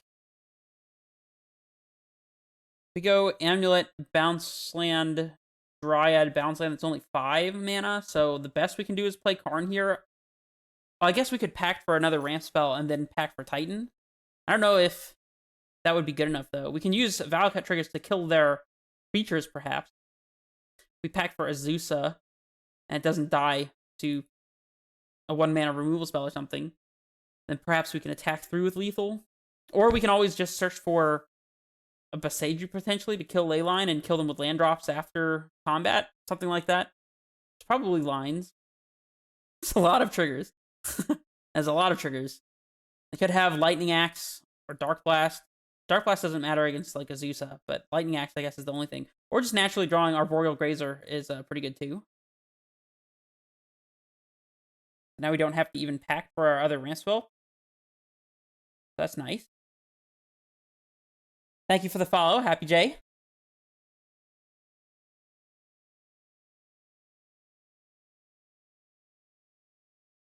Play Dryad first, I suppose. Since it's free. And Grazer in Bounce Land, and then we can play a Titan. This is feeling like wiping their whole board with Valakut and doing lethal damage to them kind of territory. Play Grazer. We have double Titan here. So we're probably just pretty good to just go off here. The Grazer even plays around Lightning Axe type effect. And so, yeah, let's go Titan into Titan.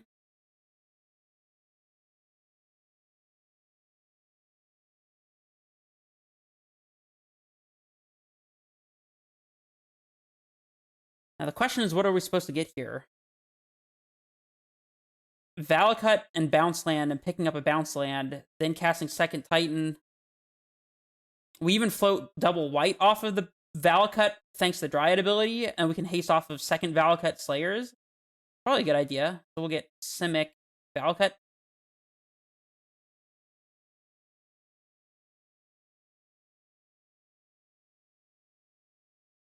This way we can just point all these triggers at their creatures. Float a white here.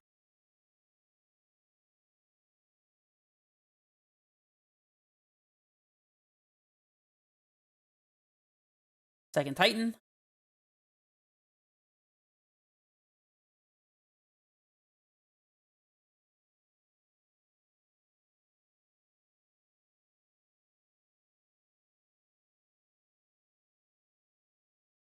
So this one is going to get second Valakut Slayers. Then we're going to attack and figure out what we're getting with those triggers. If we go all in on Valakut here, then we might get blown out by Lightning Axe on Dryad, which we wouldn't like, but I mean, I think they might have already cast that if they had it, but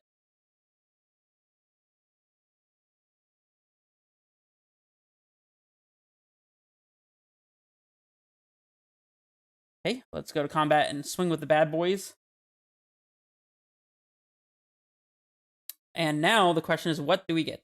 We can get Bounce Land Boseiju and float, like, Celestia Sanctuary Boseiju the Leyline after killing basically their whole board, and then more Valakut triggers can go towards them. We can get, like, Vesuva Copy Valakut and Sunhome, and that way even if they kill Dryad, we can potentially double strike both of our Titans. I think that makes sense to me. Although giving the extra land to them so they have more ways to possibly interact doesn't seem that great, but that's okay. And we win the match. Well, that's pretty good. That means that we are now 2-2. Thanks in somewhat of a small part due to us having Karn in Game 1. So we did get to showcase one of the applications for Karn. Glad to see that. See if we can turn this around from our initial 1-2 start into a 3-2. That would be fantastic. We're on the play, so can't complain too much. And we have Amulet into Azusa into turn 3 Titan, but all of, like, the interesting tutor targets in hand. So I guess we go Slayers into Amulet, Vestige, Azusa, Sunhome. Maybe in Gruelturf pick up Vestige is, like, decent. How's it going, Mistaken? I mean, we're definitely keeping this. The sequencing is kind of interesting. Leading on Slayers, I think. That's the most important one to have already in play. If we can't double strike, it's usually not the end of the world. But having no Slayers in play means that we don't get our extra 2 lands. And I'm all about those lands, so.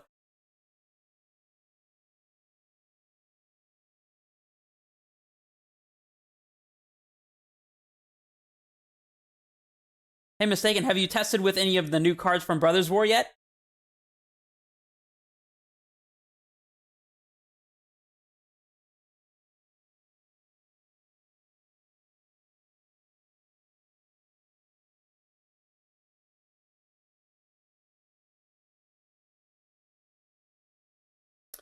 Turn 1 birds off of a Besage. Interesting.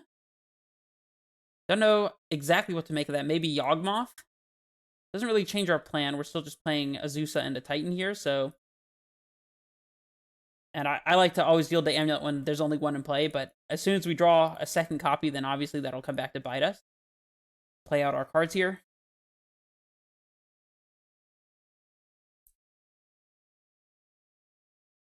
Just haywire.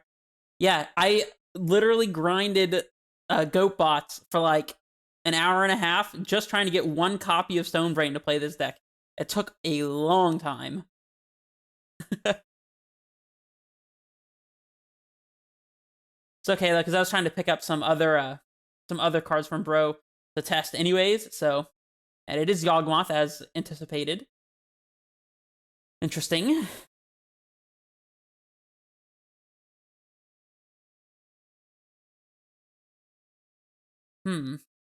Not sure what the best thing we're going to be able to do here is. We have 9 mana plus an untapped Slayers. So if we play Titan, get... Oh, Dryad makes this way easier. I was trying to think if we have a way to get Dryad into play here, and then we just top deck it. So that works, I suppose. That just makes things very easy from this point. Usually things don't go this smoothly against Yawgmoth, but, you know, being on the play and having the turn 3 Titan and just top decking a Dryad just like that, it's a pretty good place to be. Play Dryad. Not the most amazing sequencing here, but it really doesn't matter.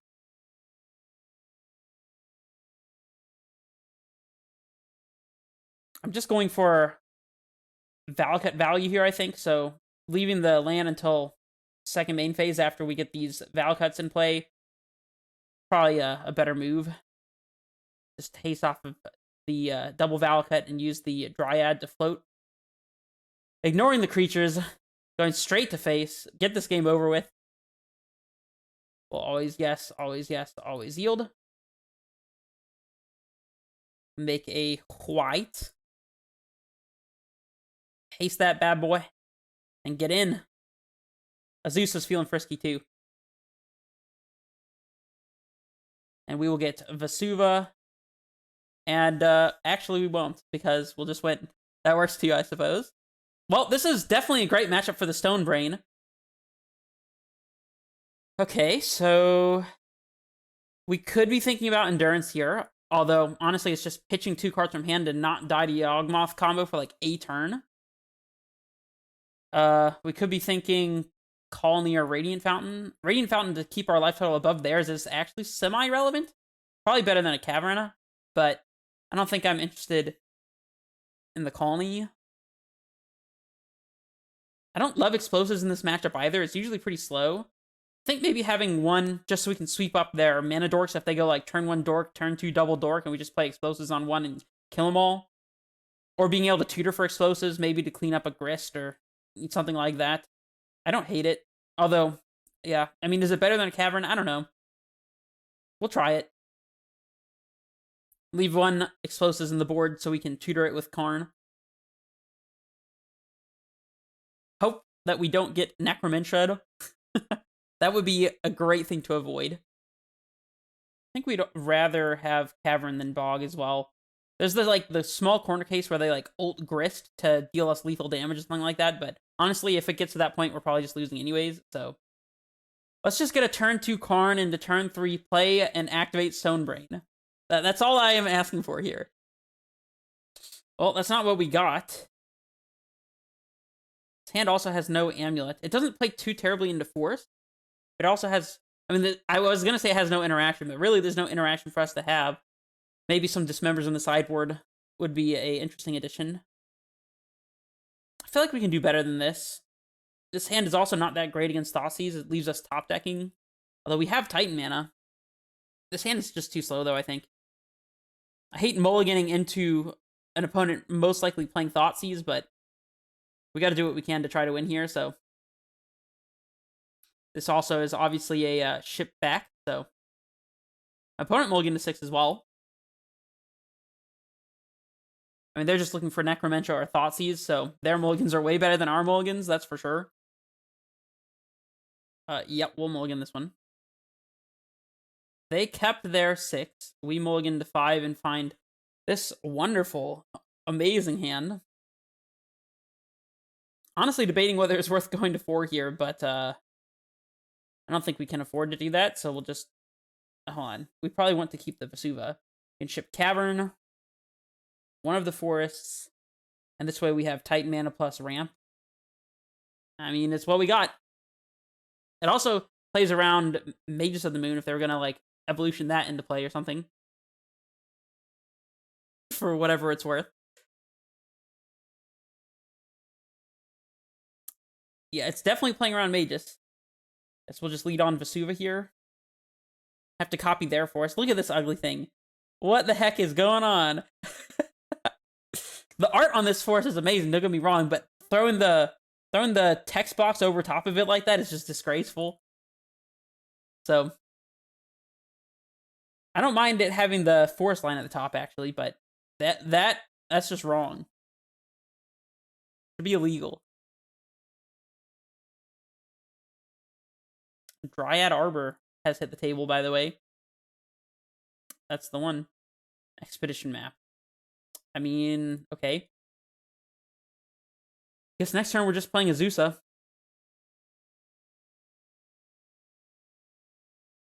Actually, this might have been a good turn to play Sanctuary and pick up the Vesuva. So next turn we could play land, Azusa, land, Vesuva copy Sanctuary, and get all of our land drops and Kevin untap land in hand. So maybe not playing Sanctuary there was distasteful, but...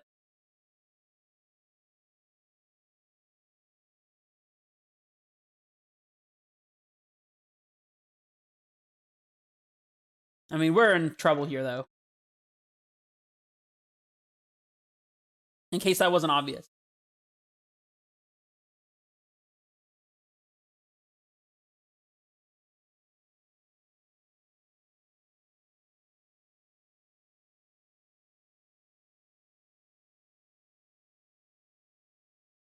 Well, we have our Titan. So that's good, I guess. We'll play Azusa. And I guess we're just going to play into the Azusa getting killed because we want to have untapped land in hand. If we go, actually, I guess if we go Forest, Sanctuary, pick up Forest, then we're guaranteed to have untapped land for Titan this upcoming turn. Are they going to kill our Azusa here, though, really? On 2 cards? I kind of doubt it. Like, what are they going to have? Dismember? I'm playing into it. I don't think they realistically have it. Our opponent is paused here. Yeah, I didn't think so.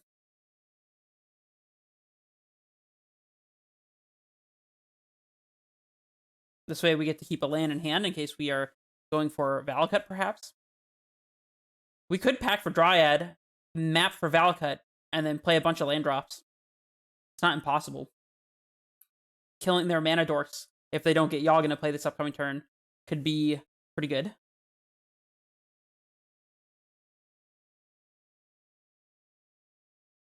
We probably just get forced or something, but... Or Besaju'd. Maybe our opponent was holding up Besaju'd there.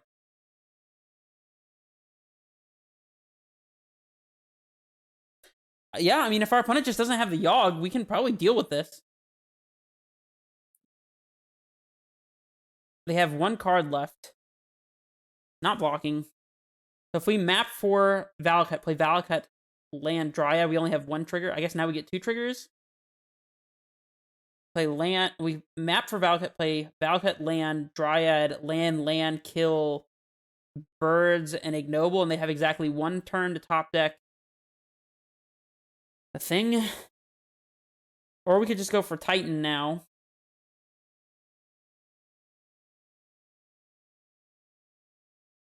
If we kill the dorks, then that makes... Kill 2 creatures, they would have to have land court or something like that. I don't know if they would have played court already if they have it. kind of feel like it's better to go for the Valakut Dryad plan, but I don't know if I should pull the trigger on it or not. Because we may not find a Titan, and I guess that means that almost all of our non-land cards are good draws, and all of our land cards are good draws after that anyways. But they could play Grist and kill Dryad, and then we'd be in a pretty bad spot. We play Titan, get T-West and Simic. We can pick up Sanctuary. I guess, actually, we don't even have to do that. We could still hold up the crack a map to get a bounce land if we needed to. It's close. I think probably Titan makes more sense here, but I don't know. But enabling Chord for them as a top deck is not great. The last card, if they haven't cast it already, I think it's likely to be like a Boseiju to answer Dryad. I think we should go for Titan here. Kind of close, though.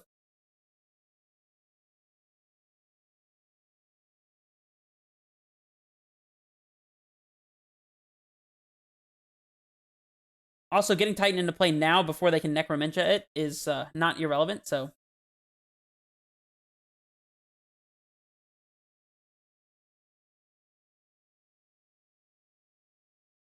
We were one bounce land in hand, or Crumbling Vestige in hand, short of hasting Titan here, actually, by the way, which is kind of interesting.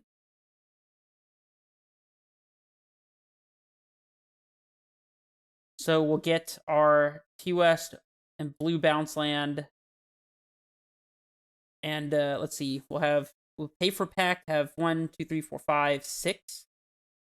So if we pick up Forest and play Forest, we can map for bounce land, pay 4, and still have enough to transmute for Dryad. So I think we're good to just pick up Forest here.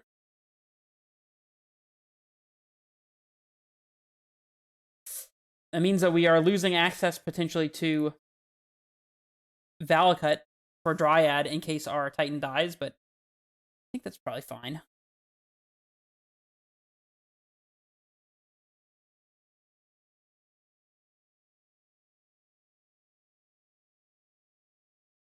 Attack Peatland, okay.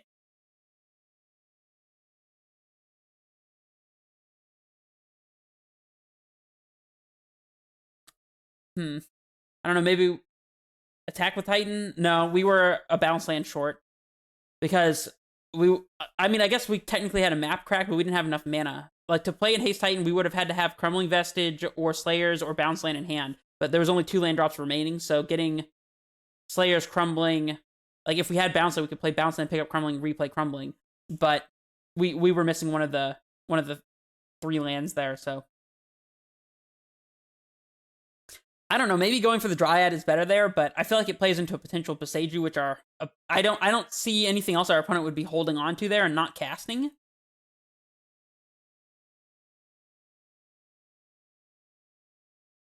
Young Wolf is probably good news, not bad news. So if they have a Yawgmoth here, they only have 1 mana up. It's a weird attack. Is there any reason not to block? We win the match. Well, you know what? I'll take that, I guess. So that means that we are now 3-2.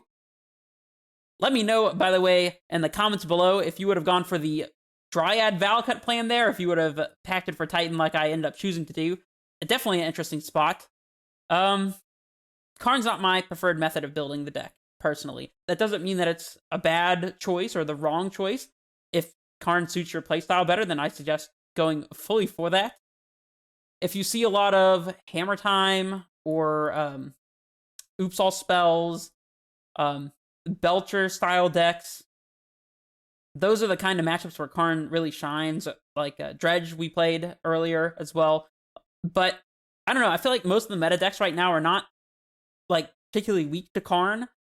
So, I will say that the thing that I find most distasteful about playing with Karn, we experienced 3 or 4 times throughout the course of the league, which is drawing hands filled with clunkers like these cards and lands and not ramp. Like, if these 4 Karns were 4 Explorers, for example, and we weren't playing a Karn board, not only would we have more than a 6-card sideboard, but we'd also have access to less clunky hands. Because, like, a bunch of lands, including a Saga and a Explorer and a Titan and, like, a Summoner's Pact, is perfectly keepable, but the same hand with Karn is debatably not. I will say the addition of these cards, the new cards from Brothers War, definitely improve Karn, in my opinion. I think having access to at least Haywire Might and maybe the Stone Brain is a good choice. I don't know if the Stone Brain is actually better than just playing like a Pithing Needle or something. I like the new additions. I don't know if I like Karn, but I don't know. Your mileage may vary, so let me know if you want to see me play Karn again and try to get a better